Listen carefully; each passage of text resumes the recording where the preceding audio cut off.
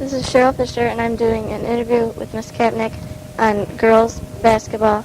The date is January 6, 1989. Just tell me what you remember about playing basketball. Are we talking about high school basketball? Yeah. Talking about the rules or? Just tell me anything you can remember right now. We had a physical education teacher that came in my sophomore year that started a GA program, and she was a very well organized young lady, and she was very competitive, and she organized our girls basketball team. And I played on it from my sophomore through my senior year. And during that time, we never lost a basketball game. We practiced probably twice a week, and our practices always had to be after the guys left the gym. So we either practiced at 6 a.m. or at 8 o'clock at night. And we would play schools at our school, and then we would also travel by bus. Our bus was unique because it's called the Blue Goose. It was like a chartered bus, and the school had bought that. And so when we went to various games, we'd get to use that nice bus. I mean, we didn't get to use a regular school bus, which was really neat. And even the boys got to use it. So it was a bus for all the teams. And the thing I remember most about my high school experience in basketball was that we really had a neat bunch of girls to play basketball with. They were type of people that were not selfish. They were not greedy. Everyone played as a team. I used to enjoy practices as much as I did playing in the games because our coach used to make our practices really interesting. And I played guard at that time. Basketball was not the way girls play it today. There were 3 guards and 3 forwards, and we played half court. I only played defense, never wanted to play offense because making baskets was not a challenge to me. I mean, I could make them. I really didn't like that part of the ball game. I really played defense. And the game was, you want me to go on about the game? Or do you know, we basically have talked about the rule changes or the differences in the changes. What do you remember about, like, the season itself? Like, when was it? Was it during the boys' season? Or? Yes, it was during the boys' season, the same season as the guys, which was neat.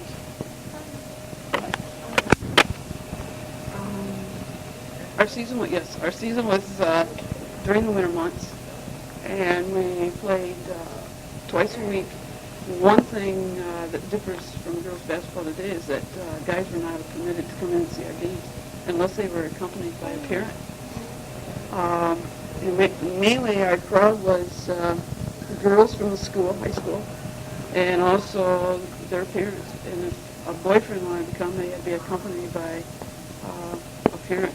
One of the parents. How long did the season usually last? Probably started in December and ended probably 1st of March. And you played probably about 10 games? Right, 10 games. We were limited to 10 at the time. The state would not let girls play more than 10. And teams just around here, teams from our area. We were in the boys' league in my high school from Tecumseh. And so we would play schools within our own league and anyone in the area that wanted to challenge us. So the score is pretty low? Right? No,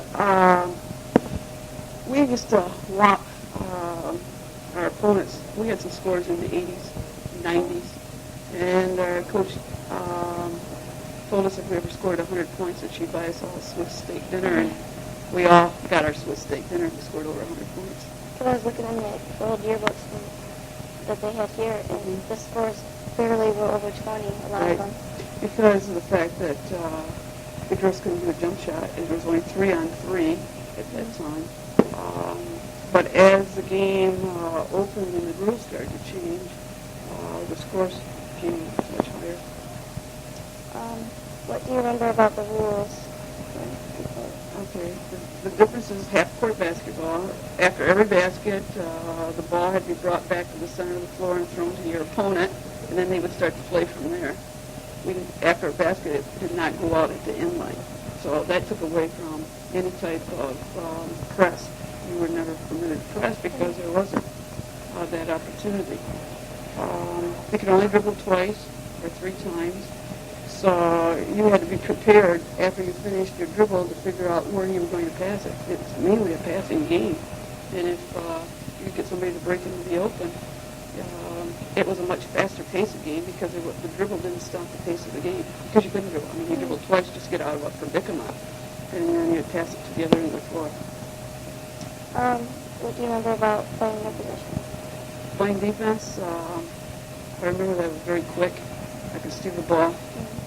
Girls hated to see me play defense against them. I had a play set up so that I could set myself in a position that they would be called for a charge from passing from the ball from out of bounds, and the girl would turn to take off, and I'd be standing right there, and boom, and of course I'd go to the floor, and then of course the foul would be called against them. I could draw fouls very easily. Can you remember anything about like the other positions played? The forward positions, yes, we had some of my friends played forward, and we had a couple girls that just had a beautiful shot. They could do a set shot from most anywhere, and once we got it, you would just get to them if they were in the open, and they put it up, and you generally would go in. What do you remember about the court and the gym, like the basket? We did not have glass backboards. We played on metal boards, and in the sideboards were always board. I mean, like the old junior high that they just tore down. The main baskets on the main court, varsity team played on, the boys team played on, they were metal. And then I would think about my junior or senior year, they put up glass backboards, which was really a treat to be able to see through a board and see the wall. Was it like the key different? No, the key, the size of the floor, everything's remained the same. The ball we used was, of course, the regulation size basketball, not the men's boys basketball. What about the clothing? Well, we wore, at that time, it was shorts, like the girls are wearing now. We wore basically a boy's boxer short with a rubber elastic top and just this band around the leg.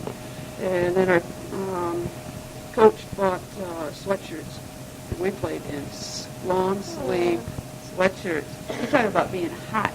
And then our numbers, they would take felt, okay, black felt. They would cut out our numbers, and you'd have your number. Then you'd have to take it home, and they would tell you how far you had to measure from the rib line down in the front and back, because there was a set law in the book of basketball rule book that those numbers had to be so far down in the uniform. So you'd have to take it home, put a measuring tape there, and then mark it, and then sew your number. Yep. Was the style any different, like the shooting and? Yes, girls basketball, when I was in high school, there was a two-hand shot. Girls did not use a one-hand set shot. So when I shoot basketball out there, I have to shoot with two hands because that's the way I was taught. And I can be very accurate with two hands. Tell me to do one hand, and I'd have to learn that all by memory on my own. Did your games take a long time to play, since you had to take out a bounds? Oh, boy, I never thought about that. They keep the clock running? No, the clock was stopped every time the ball went out of bounds, and when your opponents had the ball, every time a basket was made, the clock stopped. But how many minute quarters are girls playing now? 8. Yeah. The JVs, we were playing 6-minute quarters, so their game went rather fast. And we played 8-minute quarters, 4 8-minute quarters. I can remember off the top of my head, the JVs would start at 6:30, and we probably wouldn't get on the court until 8. Our games were over about 9:30, quarter to 10. Did you have certain plays that you Oh, ran? yes. Oh, yes. It was basketball 3-on-3. We had an out-of-bounds play. At that time, you had a jump ball, and it depended on whether you were on. You had a jump ball at the offensive, at your basket, or at the opponent's basket. So then you had different plays for each jump situation, depending on who was jumping in the center and who was on the outside. We had special plays. They had to all be memorized. Yeah. Since you were the guard, did you have to run? Yes. Most Yes. plays? Yep. Were there a lot of fouls called?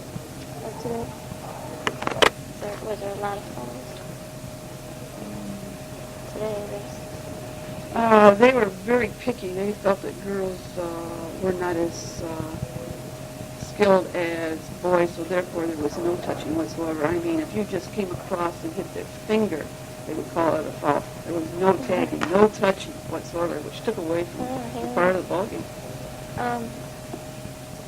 You said you had a jump ball, but it wasn't in the middle. It was either at either basket. And you started the game at each quarter you would start it with a jump. Did you have a lot of girls go out for basketball, or just? Oh, yeah. The coach always had to cut. I would say probably for the JV team, there'd probably be 30 girls, and for the varsity, there'd probably 20 or 25 would go out. What happened if you did cross half court? The other team would get the ball right there at that point. And I don't ever remember that happening very often unless a girl went to stop and her foot would be just on the line. I never saw anyone intentionally run across the center line. Did you have a banquet then? Oh, yes. We had a banquet at the end of the season.